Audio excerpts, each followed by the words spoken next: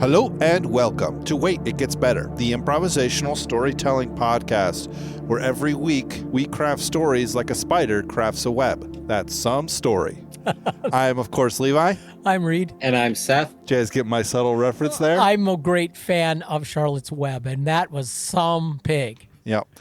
We are here to bring you He's humble, radiant, thingamajingamapig. We are here to bring you episode 2 of this current thing called a podcast. I'm trying to get to the place that I have the title. The hero or villain of the ages. In this story, last week, we drew a couple of story elements, as is our standard modus operandi. I am just ready and on it, guys. We drew government type, prophecy, and beginning scene. Beginning scene was a really interesting one. It was a game.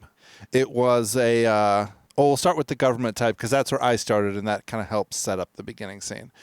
So the government type was kind of based on a book I was reading, which is the Dune series. And the government type is a total dictatorship led by a philosophical genius who is trying to save humanity from killing itself by exerting really forceful control on everyone to teach them a lesson about tyranny. He's trying to force tyranny on them to teach them a lesson about it, to get them to rebel against him, and then hopefully they will never suffer tyrannical leaders again. That's kind of the long and short of it. The beginning scene is a game, kind of like baseball, where, Seth, explain it to me again. So kind of in like a lot of ball games, right? And I'm thinking, we're American, so I'm thinking good old American ball games like, American football or baseball. None of this, okay, I can't say that because I do like to play soccer.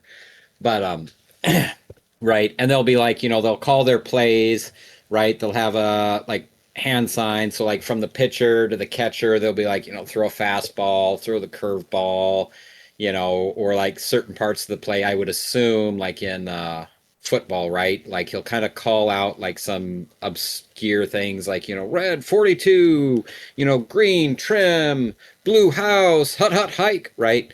And so it's like calling out like different plays or giving the motions, which is all part of like, that's just what you do, right? You've got to pass the information on. Yeah. With how you do to say, do this move, do that move, try to steal a base, go to the left field, for a forward pass, whatever it is, so that you can communicate by, the hand motion, or the It's like a phrase. battle language. It's like maiden like hand talk language from Wheel of Time. And so that's what these people are doing. A lot of the teams for whatever ball game this is would be like the ex-militaries or ex kind of different units from these other governments and stuff. And that's kind of their ticket in this totalitarian like system to go from town to town, right? To kind of have this nationalized sports game, right, that everyone goes to. And that's what you do, Bread right? Circus, it's the patriotic. Yeah. It's, yeah. And so they are passing, that's like the resistance of some sort, right? And so then that's how they're passing information from town to town, to the different groups, is through their, battle language of how they're going to make the next play. And if you know what the code is, then, they're making the play. So like an onlooker might be like, man, they were doing good, but then why did he go way left field, like right into where everyone sacked him, or, stole a base when he shouldn't, like, they threw the game, right? Well, what if that throwing the game was the message, that, whoever on the other team or in the stands would understand what information was being passed along, right? Yeah. Right. That's the... And part of my thought behind that was that maybe this is like, since peace has been kind of forced on the whole world, maybe this is like what the tyrant has given them to perform like war. It's like this is competition. This is how you have competition between countries and things. And so that's why the military has devolved into sports teams. Yeah, we have to remind if you didn't check out if you didn't see hear the first episode, you should go and check it out. But the backdrop here is that part of the emperor's tyranny is just shutting down travel and commerce. There's no vehicles. You're not allowed. So each community has to be self-sufficient, and this sporting culture is like the only it's the only kind of commerce between people groups.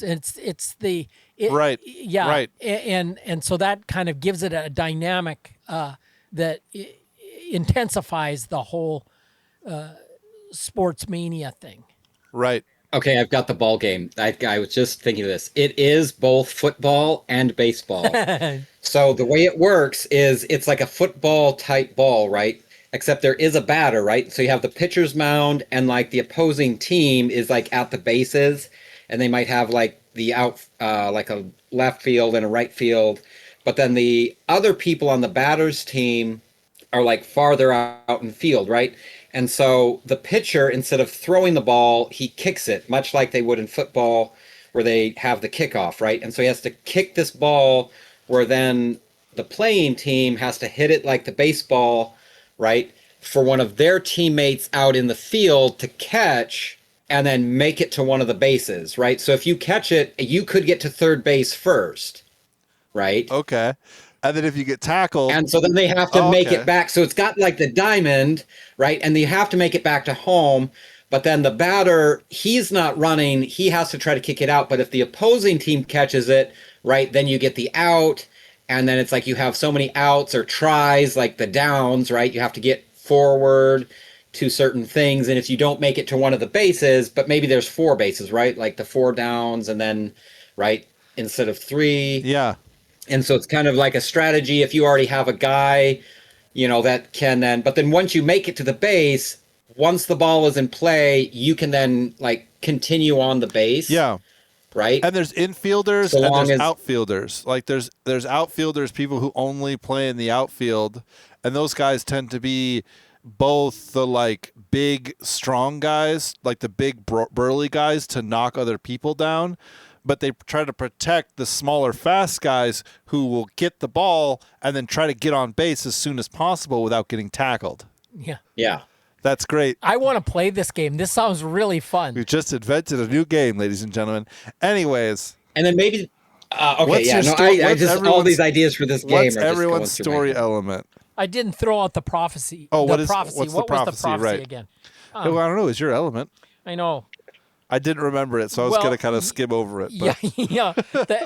The emperor knows about the prophecy, and so it's I think like it was some it's anti-tyranny thing. Yeah, the prophecy is that the casting out of authority, the emperor has introduced a level of cruelty, I wrote down, that makes rebellion inevitable, and by placing rebels in power. Oh, that was it.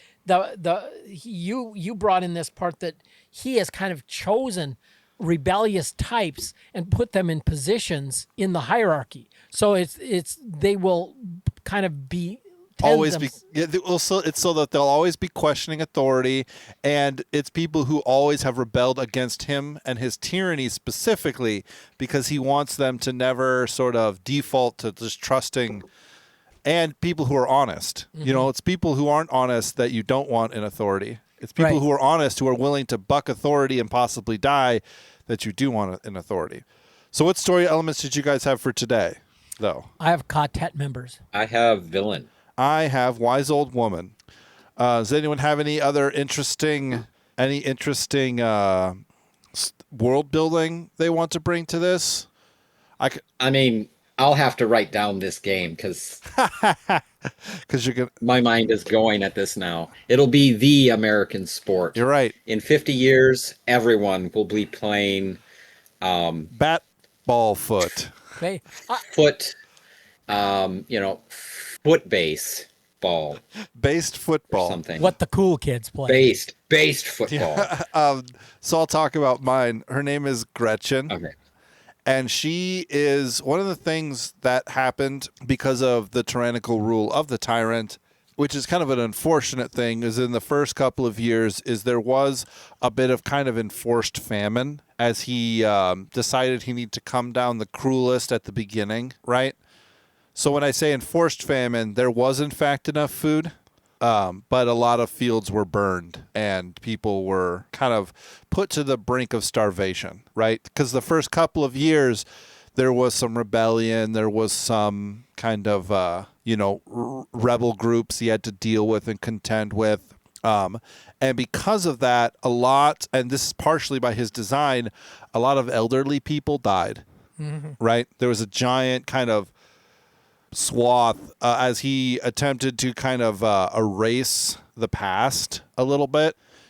People who don't know about how things used to be can't really say remember the good old days when like there wasn't famine and I could like travel to the next town over. Right. So Gretchen somehow survived this time. She has just recently come out of the swamps to the south. She's come out. She travels wherever she wants. She doesn't pay no attention to no travel restrictions.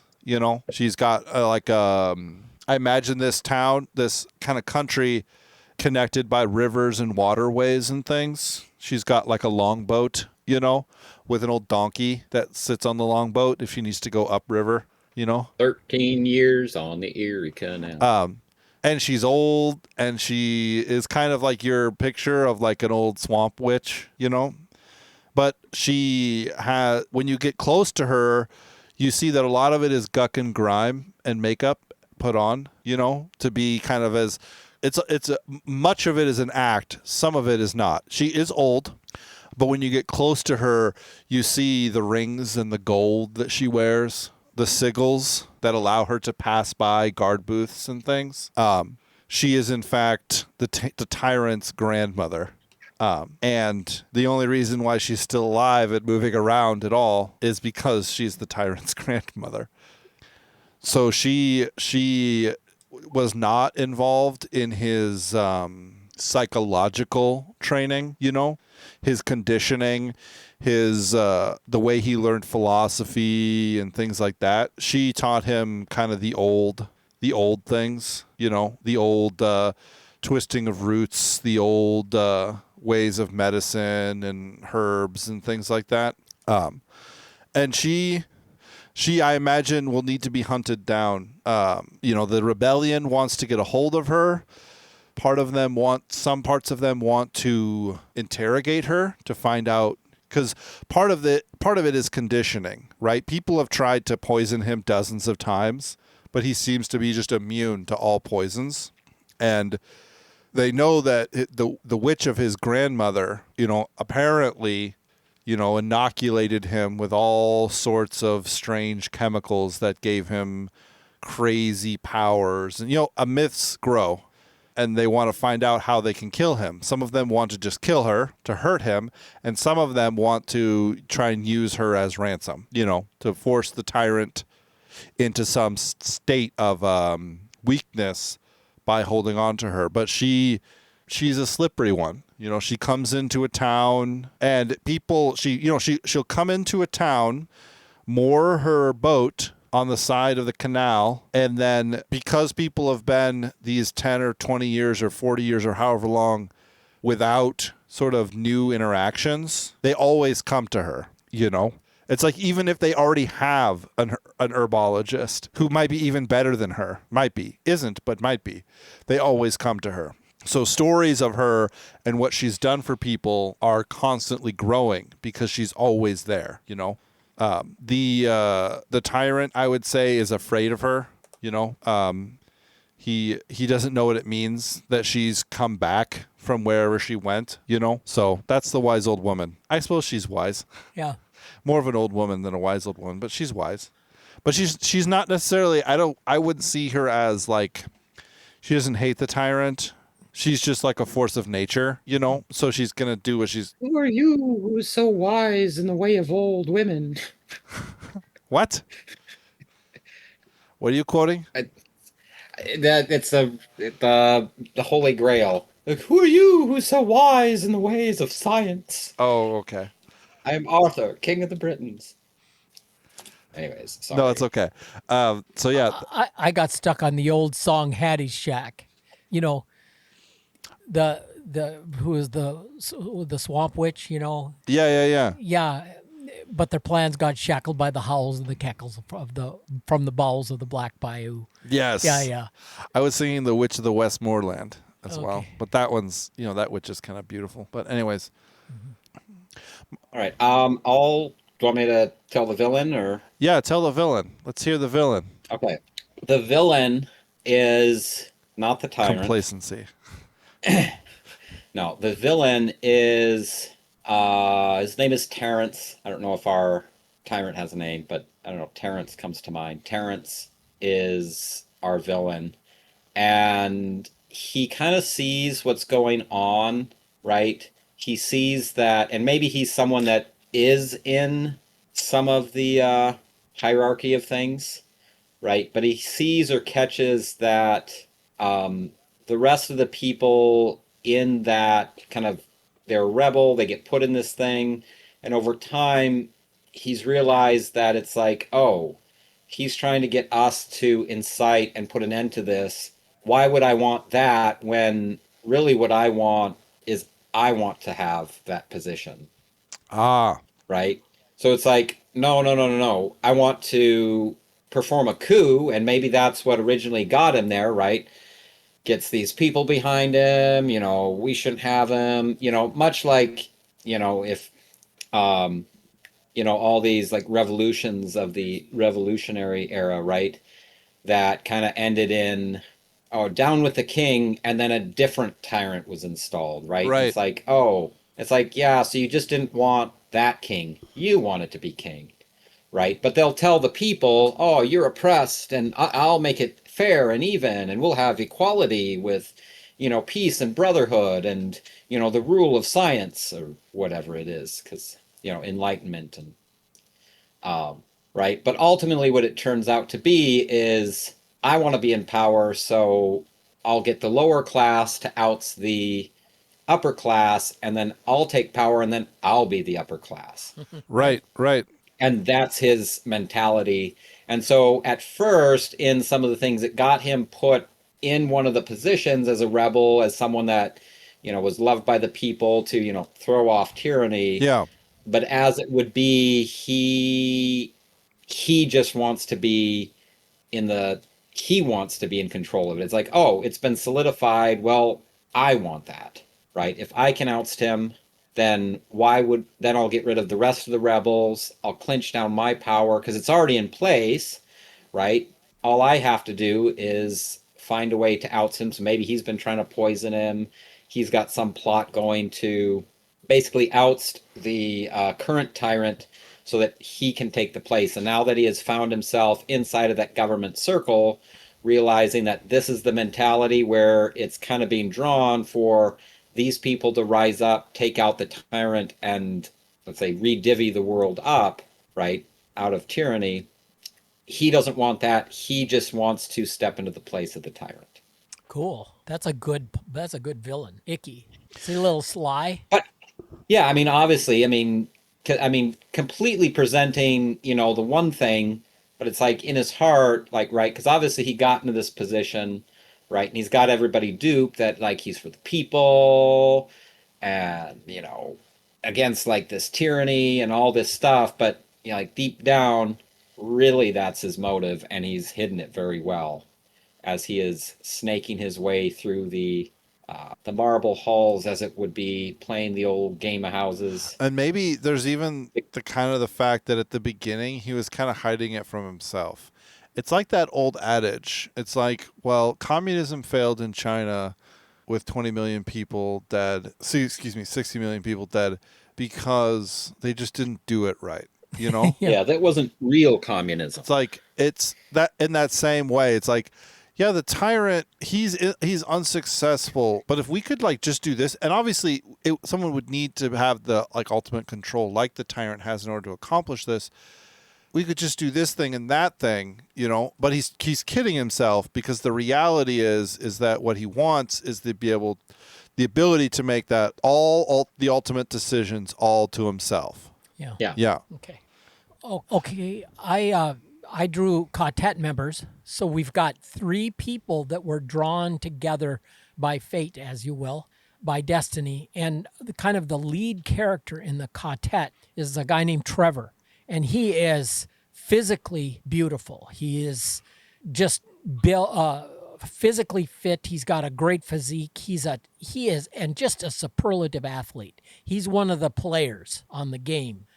He is a star. He is the guy that can make the play, and he is capable of incredible physical feats, and he is fanatical about his training, and he's like in this world where this starved for any kind of interaction, this sports business has really taken off. Yeah. And Trevor is kind of the hero star. He is the one that everybody talks about and kids emulate, and he's canonized in the culture. And during the hard times, he grew up in a place where where survival was the issue, and he as a kid, he was very nimble and able to really help the adults in his life. And his father died early in an accident, and his mother worked herself, into an early grave and kind of passed off to her good friend Cassandra, who is the second person in our Ka-tet. And I had what I'd written down about her is she really, gave herself to the raising and nurture of Trevor.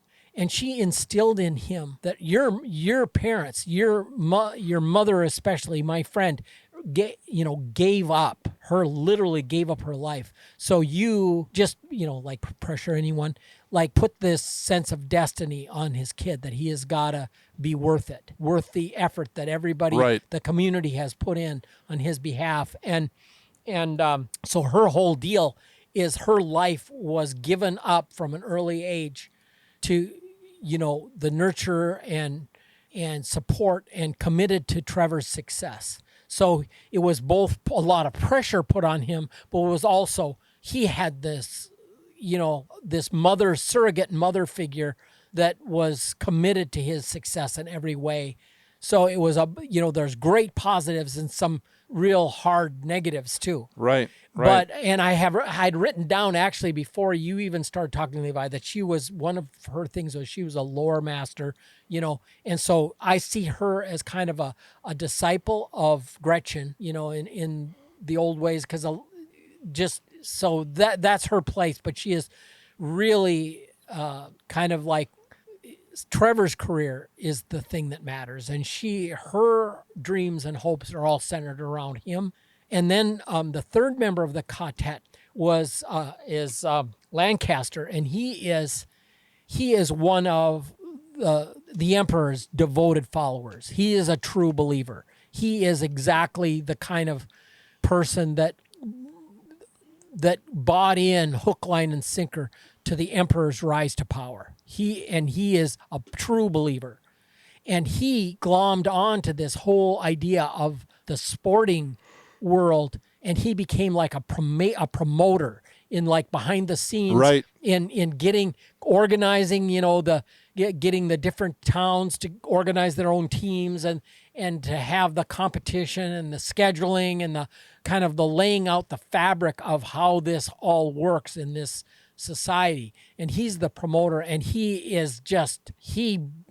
oh man, Trevor is just like a promoter's dream for him to, as kind of promoter slash publicist, and kind of like igniting the imagination of the different people to get behind their sports stars and all this. So these are the Cassandra and Lancaster and Trevor are the Ka-tet. Great. I'm thinking that this whole thing kind of centers around like a World Cup, Super Bowl, World Series style event. It was the World Cup this year. That was fun. Is the World Cup every year? I'm so American centered, All I know is the World Cup was in really America know. this year. I'm not. and I don't even know how It, it works. yeah, it could be, but because soccer is kind of like not an American thing, I think it being in America brought like, oh, this is a thing that's going on, and so it gets the news cycle and publicist, and then everybody is seeing it. Yeah. But I It's every think it it's every 4 does. years. Yeah, that I Okay. was Because gonna of say qualifying games, teams Mhm. from all over the world need to go a long time to play matches and qualify. Okay, regardless, I think that that's kind of what we're seeing here is a kind of a gathering, a mixing, because it will constitute a mixing of cultures for the first time in 30 or 40 years. Yeah, and a sharing know? like this is how did you manage coming through the hard times and Yeah, yeah, and an exchange of ideas and yeah, that right. kind of stuff. And so my thought is that they're trying that the rebellion is trying to organize something to happen for this. They're trying to organize some show of force, something, right? And part of me thinks that the Gretchen has been kind of scared out of her swamp dwelling, of her exile, under kind of a threat. Part of me is thinking that she helped her grandson kind of in his rise to power. And so she is technically a co-conspirator in his thing. And either something about the prophecy, or something happened that she kind of got scared out of her exile, as I'm doing air quotes, exile. And so now she's traveling around, because she's not allowed to go back into hiding, and she's fulfilling something for someone. She's doing something. And so like the tyrant is kind of trying to nail her down and find her because she's a loose end. If she starts talking about how she helped to poison the 10 counselors of the wooden forests, and that's how he was able to consolidate that power. If she starts telling about how she caused this one guy to go blind and therefore he wasn't able to testify. It's like a bunch of his power stuff is centered on her and the things she can do and what she has done for him in the past. And for some reason, he didn't kill her, And so she's kind of like a free agent, She's not working for the rebellion, but she's kind of working for them because she's kind of sowing discord. But she's not working for the tyrant, but she kind of is working for him because if he asked her to do something, she would probably do it. But since it was kind of a shock that she came out into the open, all of a sudden it's like, what's going on? What's going on over here? What's going on over there? What do you guys think about that? And there's some event going on, so people are starting to kind of filter in to the kind of capital city. These teams with kind of maybe some of their families and stuff. And so for the first time, this city is kind of starting to fill up a little bit, and who knows what's going to go on. I want to develop Terrence a little better. What should we have Terrence's position in the Empire? He has kind of like a job, kind of a base of operations, so to speak. And he's trying to, consolidate power for himself, but yet he's got a stated, what should be his kind of stated position and kind of base? Like inside the government? Or... Yeah. Were you thinking of anything?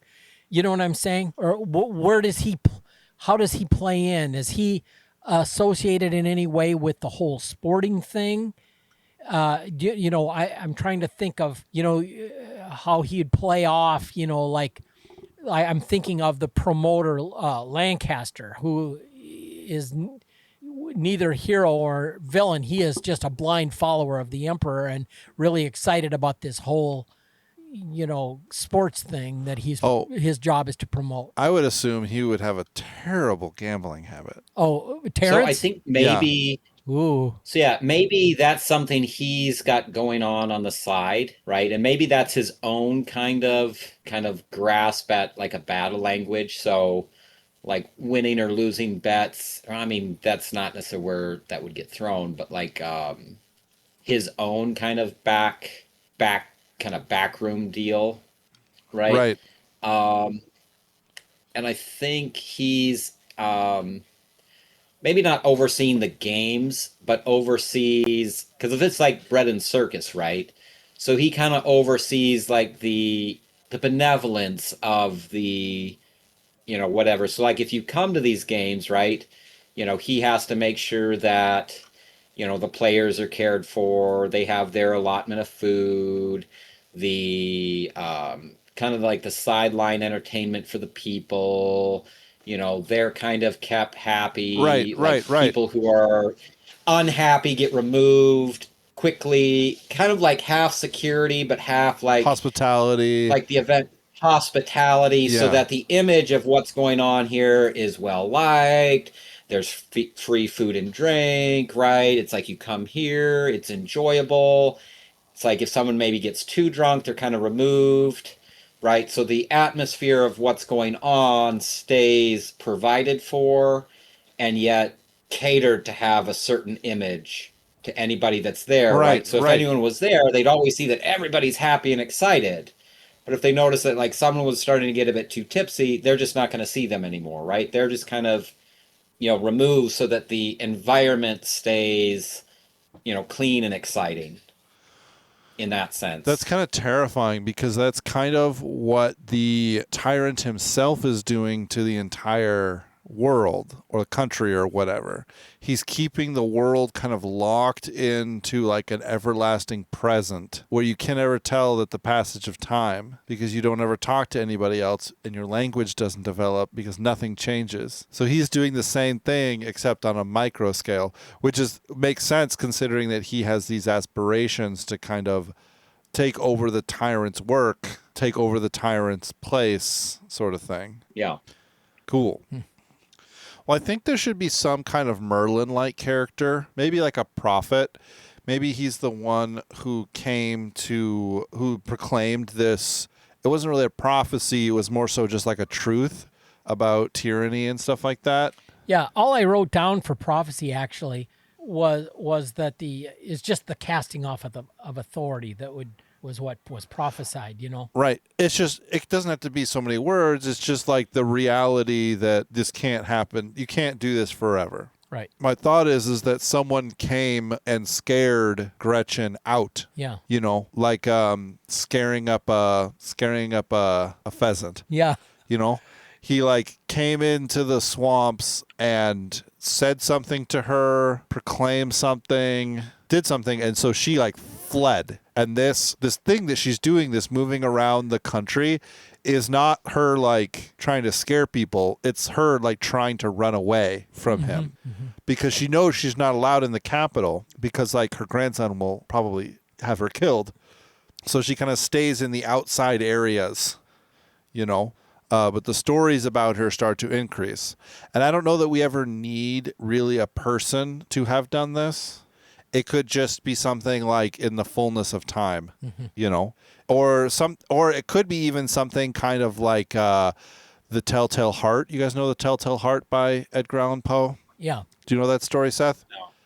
No. I don't think so. It's a story about a guy who kills his roommate and then puts him under the floorboards. And then the cops come by to ask him if they've seen him. And he says he hasn't. And he talks to them about how much he hasn't.